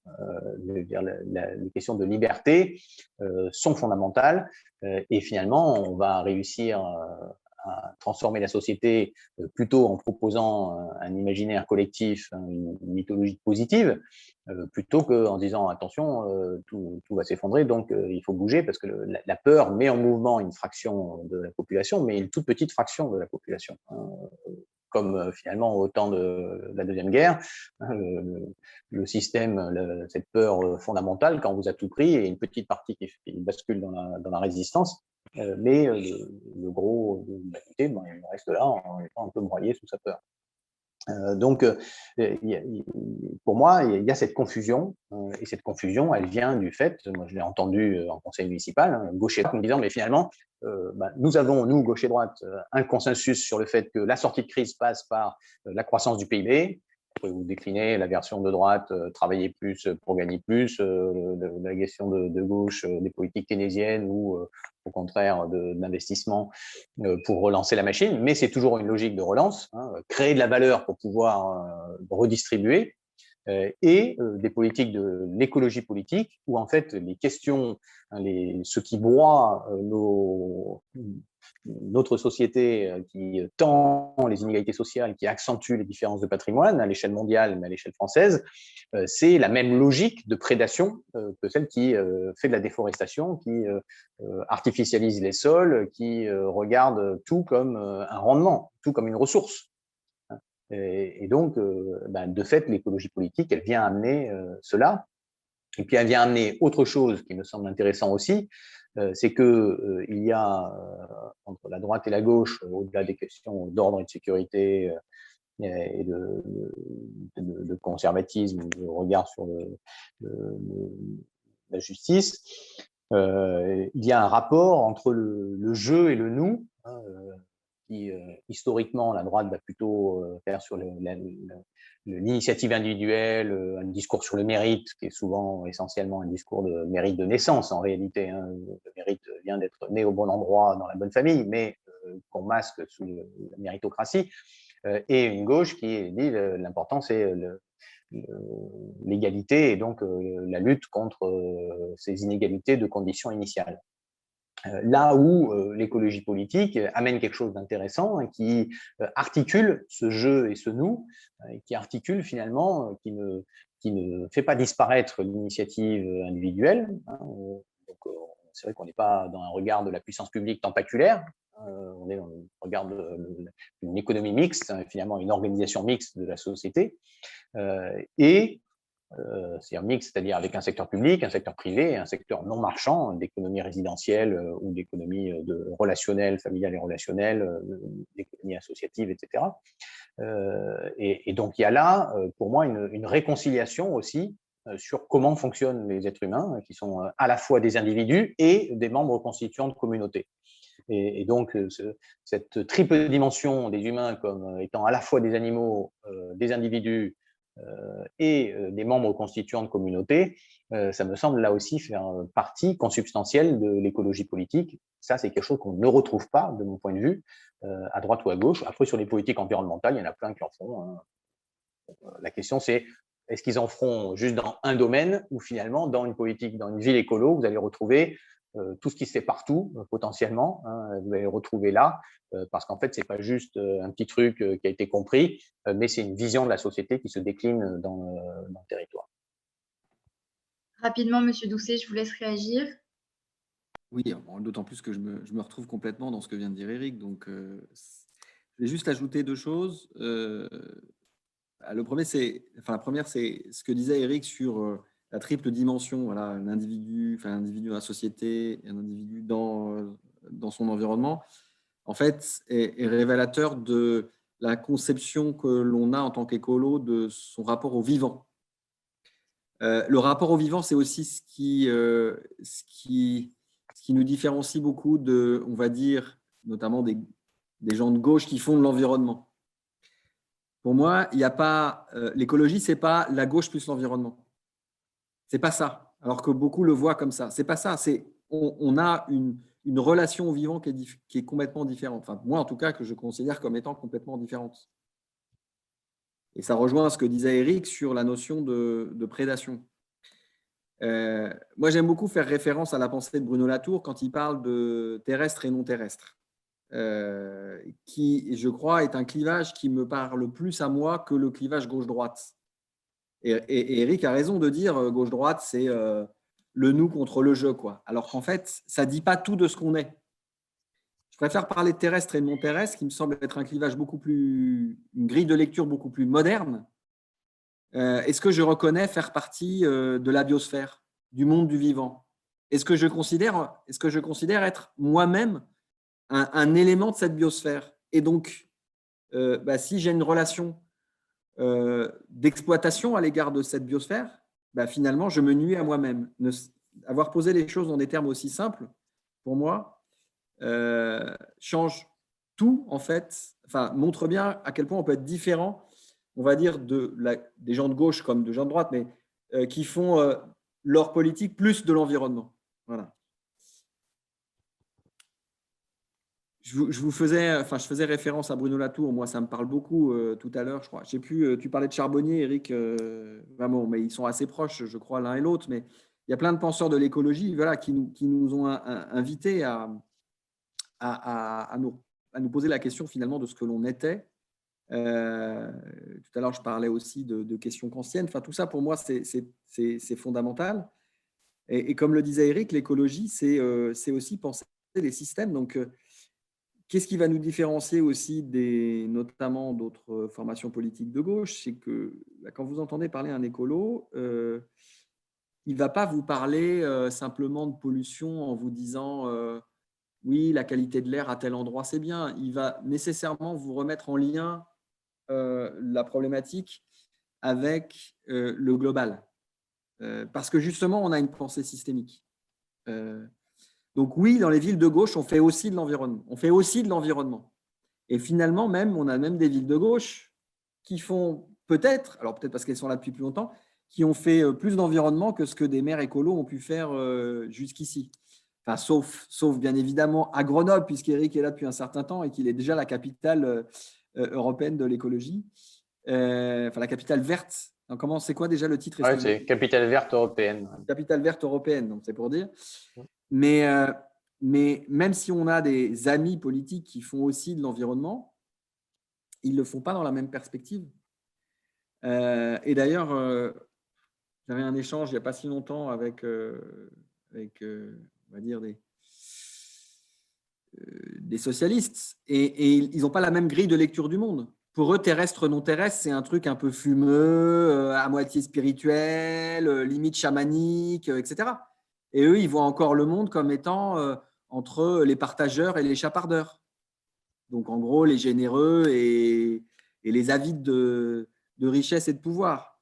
Mais oui, mais en fait, non, le monde, il n'est pas ça. Moi, je n'ai pas cette grille de lecture-là. J'ajouterai un dernier élément. Ce qui fait aussi une grosse différence, je trouve, alors, ce n'est pas vrai forcément individu par individu, mais c'est quand même, on trouve beaucoup, chez les écolos, on trouve quand même beaucoup de gens qui ont des vraies connaissances scientifiques. Et l'absence de connaissances scientifiques, c'est quand même une des grandes caractéristiques de nos responsables politiques actuels. Je pense que Je pense que Emmanuel Macron, il n'a jamais entendu parler des coccolithophores et pourtant, ils sont un élément, un maillon essentiel de la chaîne alimentaire des océans. Et le fait que, alors, ce n'est pas Eric qui est ingénieur que je vais apprendre ça, mais le fait qu'on ait beaucoup chez les écolos des connaissances scientifiques, ça nous a amené à voir le monde d'une certaine façon. Ça nous a amené à comprendre les écosystèmes. Moi, ça m'a amené, par exemple, à comprendre, parce que heureusement, il y a des biologistes modernes qui l'ont établi, que le monde du vivant était majoritairement construit autour d'interactions de nature coopérative. Il est même établi grossièrement que 80% des interactions dans le monde du vivant sont de nature coopérative et que 20% sont de nature compétitive. Donc, en gros, le lion, pour résumer, le lion qui mange la gazelle, ce n'est pas la majorité des relations au sein du vivant. Parce qu'en fait, c'est beaucoup plus important de regarder le vivant comme un espace de coopération. D'ailleurs, tous autant que vous êtes là derrière vos écrans, s'il n'y avait pas les quelques milliards de bactéries qui ne sont pas vous, mais qui pourtant sont dans votre corps, dans votre estomac et dans vos intestins pour vous faire vivre tous les jours, vous ne survivriez pas très longtemps. Donc le vivant, c'est d'abord la coopération. Je ne sais pas si vous avez lu des ouvrages comme La vie secrète des arbres, par exemple, qui dit ça très très bien. Comment bactéries, champignons, racines, système racinaire, tout ça collabore pour faire du vivant. Mais le vivant, c'est d'abord ça, c'est d'abord la coopération. Sans entrer dans un trip spirituel, je ne sais pas quoi. Je vais terminer là-dessus, Joséphine. Mais moi, je pense que si on crée un monde qui est essentiellement basé sur la coopération, il nous ressemblera davantage plutôt qu'un monde qui est basé sur la compétition, qui est un peu ce qu'on a voulu nous faire, qu'on nous mettre en tête en nous parlant de la loi de la jungle, comme si la nature devait être essentiellement de nature compétitive, orchestrée autour de relations compétitives. Je ne le crois pas et heureusement, récemment, des scientifiques l'ont démontré. Merci beaucoup, Monsieur Doucet, pour ce point sur l'importance de la pensée scientifique sur la vision politique. Dernière question, peut-être, avant de vous laisser à vos obligations et puis de laisser à Nathan Morel la parole pour un mot de conclusion. La question qui, je pense, est dans pas mal de têtes ce soir, c'est la question des élections présidentielles de 2022. Comment voyez-vous respectivement à la fois la place d'Europe Écologie Les Verts dans cette élection et puis également vos rôles respectifs? Merci beaucoup. Tu veux commencer, Grégory? Je veux bien commencer pour pas qu'on fasse ouais, Eric, on sait qu'il est déjà parti, donc ça lui de répondre. Non, c'est pas. Moi, je vais vous dire, bien évidemment, en tant que maire écolo de la 3e ville de France, j'aurais forcément un rôle clé, notamment pour montrer que oui, l'écologie, même dans une grande ville, et je dénigre pas du tout en cela la ville de Grenoble qui a ouvert la voie, mais parce qu'on maintenant on commence à être nombreux, nous les maires écolos, et qu'en plus on a la tête de grande ville, la preuve, je suis là. On peut démontrer que l'écologie, c'est pas simplement un petit truc d'alternatif, bobo, je sais pas quoi, parisien qui plus est. Non, non, ça marche au quotidien dans la gestion d'une ville. Et la preuve, apporter la preuve que ça marche l'écologie dans le quotidien, dans la gestion quotidienne d'une grande collectivité, ça va contribuer à crédibiliser une candidature écolo pour les présidentielles. Voilà. Maintenant, mon credo, et je le défends depuis des mois maintenant, c'est qu'on a d'abord besoin de construire un programme, d'abord besoin de montrer qu'on est capable de faire équipe. Voilà. Donc, c'est d'abord la construction d'un collectif qui m'importe pour l'écologie pour 2022. Parce que la promesse de l'écologie, c'est aussi de gouverner différemment. Et on en a parlé, j'en ai parlé tout au début de la gouvernance. Et c'est vrai qu'en ça, le système présidentialiste, il ne nous convient pas tout à fait, mais il ne convient plus à personne. On en voit les limites depuis assez longtemps. Donc, on a besoin de casser tout ça. Alors, comment on va trouver l'équilibre entre quand même se mettre dans une course dont les règles du jeu ne nous conviennent pas tout à fait pour réussir finalement à casser le système derrière?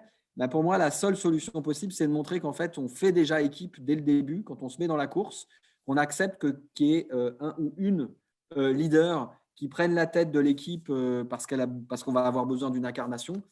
Et là, quand on aura bien constitué l'équipe et que tout le monde sera derrière notre leader, femme ou homme, peu importe, même si j'ai une petite préférence, eh bien, à ce moment-là, on pourra gagner en étant crédible et en étant capable de changer le système.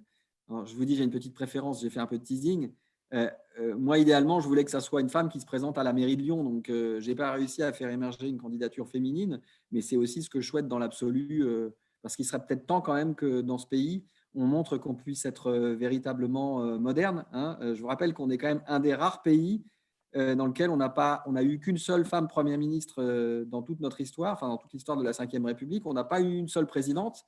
Je veux dire, même le Libéria, un des derniers, au classement IDH, un des derniers pays du monde, a réussi à avoir une femme présidente. Donc, franchement, on n'a pas beaucoup de leçons de modernité à donner aux autres. Voilà.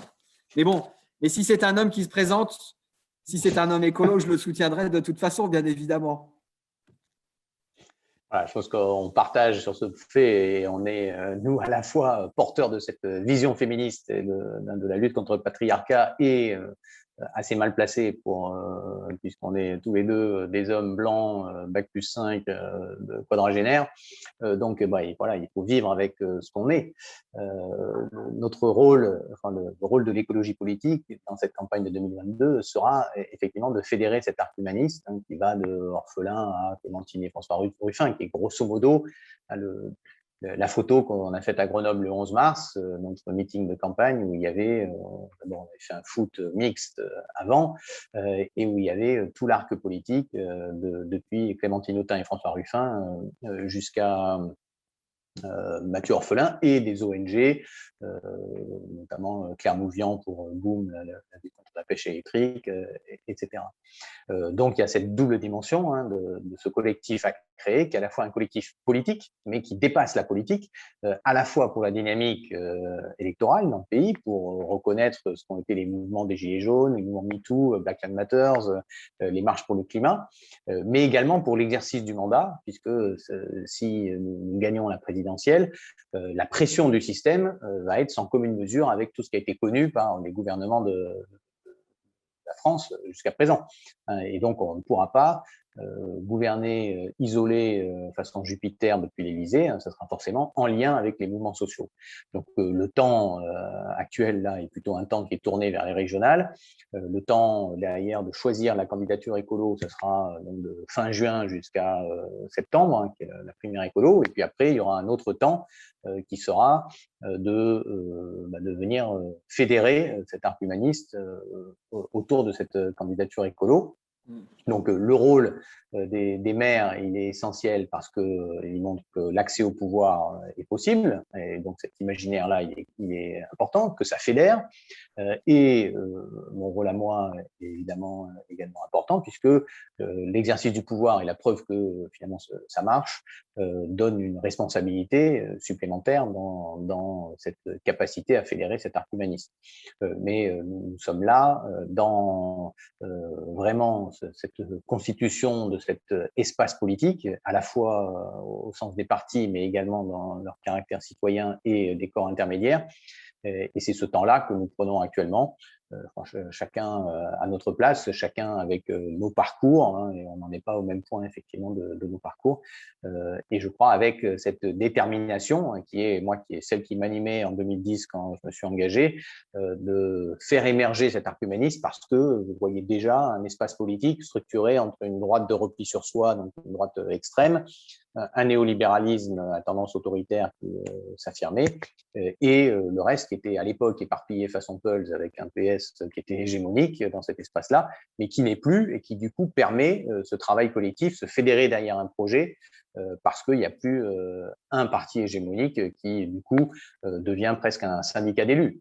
Et cette disparition de syndicat d'élus qui a une chance sur deux de gagner, elle crée un espace politique aussi du possible qui permet, je crois, peut-être à la France de choisir aujourd'hui, de se rechoisir un caractère pionnier qui, dans notre histoire, a toujours porté la communauté française. Nous avons besoin de récits forts, sans doute en France plus qu'ailleurs, pour notre histoire, et nous sommes clairement, en tout cas je suis pour ma part, ancrés dans cette transmission et dans notre histoire qui est faite de différents moments. Mais aujourd'hui, je crois que le temps est d'ouvrir ce temps des 30 pionnières qui permettent finalement de relever les défis de notre temps, justice sociale, bien commun, vivant, climat, biodiversité, sens et authenticité. Donc on a là un beau projet de société. Merci beaucoup, Monsieur Piolle, pour votre intervention, Monsieur Doucet aussi. Avant de conclure, j'aimerais, au nom de la conférence Olivain et aussi de nos partenaires de Place au Débat, vous remercier, vous les intervenants, d'avoir accepté notre invitation ce soir. C'était un vrai plaisir, je pense, partagé pour tout le monde ici de vous entendre, échanger ensemble et avec nous aussi. Donc, merci infiniment pour votre temps et vos échanges aussi. Vous dire aussi qu'on a été plus de 150 ce soir, donc c'est un très grand plaisir aussi que vous ayez toutes et tous répondu présent. Et merci donc au nom de la conférence Olivain, notre partenaire lyonnais, donc Place au Débat, d'avoir co-organisé cet événement ensemble. C'était un partenariat vraiment fructueux. Vous rappelez aussi, tant que vous êtes là, qu'on a un bel événement aussi jeudi avec Damien Carême et Dominique Bourg, justement dans la continuité de celui-ci, puisque la semaine verte dure, comme son nom l'indique, une semaine, sur l'idéologie politique et comment l'écologie peut s'inscrire comme un courant de pensée vraiment de manière profonde, donc en complément aussi de ce qui a été amorcé ce soir. Et puis voilà, vous remercier évidemment toutes et tous et vous donner rendez-vous à jeudi. J'aimerais, bon, le temps presse, dresser une conclusion rapide, mais finalement, je note quand même qu'au début, nous avons évoqué vos parcours respectifs. Vous n'êtes pas des professionnels de la politique, c'est un fait quand même, et vous avez insisté dessus. Vous avez eu divers engagements avant humanitaires, dans l'entreprise aussi. Et puis finalement, vous êtes arrivé progressivement, un peu sur le tard, presque j'oserais dire, à la politique, comme quoi, malgré le désaveu progressif que les Français ont pour la politique, vous avez quand même souhaité vous investir dans ce champ. Alors, Éric Piolle, vous avez montré la voie. Grégory Doucet l'a dit aussi, vous êtes un peu le messie des écologistes au niveau local, si je puis me permettre. En tout cas, les maladies, il n'y a pas de problème. C'était aux premières universités d'été, ils avaient fait des blagues comme ça. En tout cas, on voit qu'au niveau local, l'écologie prend pied dans un terreau plutôt fertile et surtout dans le sud-est. Vous avez quand même tous les deux aussi insisté sur la question de la méthode. C'est un fil conducteur au cours de vos deux interventions. Il y a aussi l'objectif, mais la manière de faire. Vous avez, M. Doucet, aussi parlé de toutes les difficultés aussi qu'il y a d'insuffler de transversalité dans la conduite d'une action municipale et auprès de 8000 agents, ce qui n'est pas rien. Et puis, au-delà du local, il reste encore du chemin. Vous l'avez dit, M. Piolle, à la fin, il reste des élections prochaines, départementales et régionales aussi, qui seront un vrai test pour les écologistes et les autres formations politiques, évidemment. Et puis ensuite, après, évidemment, le grand test qui arrive pour les législatives et les présidentielles. Manière de dire et de voir si ce récit aussi fort dont vous avez parlé à la fin, Monsieur Piolle, va prendre un peu de l'ampleur aussi pour les écologistes et pour les Français. Et puis finalement, il reste encore du chemin. Comme vous l'avez dit, Monsieur Doucet, je vous cite, la bataille culturelle est très loin d'être gagnée. Il faut continuer à expliquer car il y a des résistances qu'il faut lever et d'autres qu'il faut encore ménager, comme vous l'avez également dit, ce qui n'est pas forcément facile quand le temps presse pour le climat et que les nouveaux élus écologistes ne sont pas aussi des professionnels de la politique, comme vous l'avez d'ailleurs justement dit, ce qui est à la fois la force et la faiblesse des élus aussi écologistes, ce qui est encore moins facile aussi quand le clivage gauche-droite structure encore le schéma politique français. On a senti que vous souhaitiez tous les deux que les écologistes s'extirpent de ce clivage gauche-droite, mais vous n'êtes pas les premiers à vouloir bousculer les choses sur ce niveau-là. Il paraît que c'est plutôt fructueux aussi. En tout cas, la conférence de ce soir montre que les écologistes ont investi les grandes villes de France, les grandes villes, et qu'ils ont maintenant le pouvoir de faire leurs preuves à grande échelle locale, en tout cas, affaire à suivre. Merci en tout cas à toutes et tous. Merci beaucoup. La lutte contre le patriarcat dominant, ne lâchez rien. À bientôt. Au revoir, merci. À bientôt. Au revoir.